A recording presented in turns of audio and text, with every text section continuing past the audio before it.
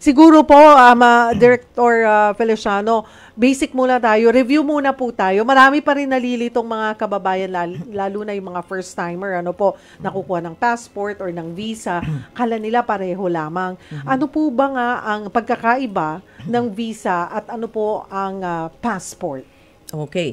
Ang passport ho ay isang travel document na pinagkakaloob sa isang Filipino.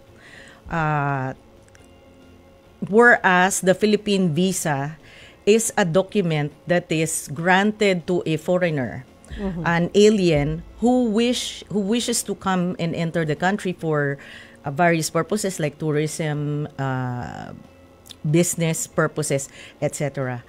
And the Philippine visa, so yan nga po sa mga banyaga, yan po yung dokumentong inilalagay sa pasaporte nila upang ma-allow silang makapasok sa bansa natin. However, this document is not a 100% guarantee that they may enter the country because we also have the Bureau of Immigration and they also have their own strict vetting procedures. Kami rin po, of course, may ganyan, bago namin ipagkaloob ang isang visa.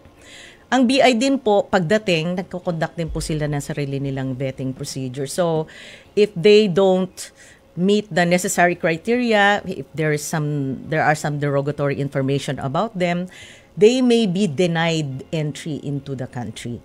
So, hindi po yan 100% guarantee na makakapasok sila sa bansa. Although, rare instances lang naman po yan. Most often, nakakapasok naman ho basta nabigyan ng Philippine visa. At ang ating visa po ay ibinibigay, ang ating entry visa by the way, these are granted or issued through our 94 foreign service posts abroad, meaning embassies and consulates. So sa mga banyaga, kaya worldwide po yung reach natin.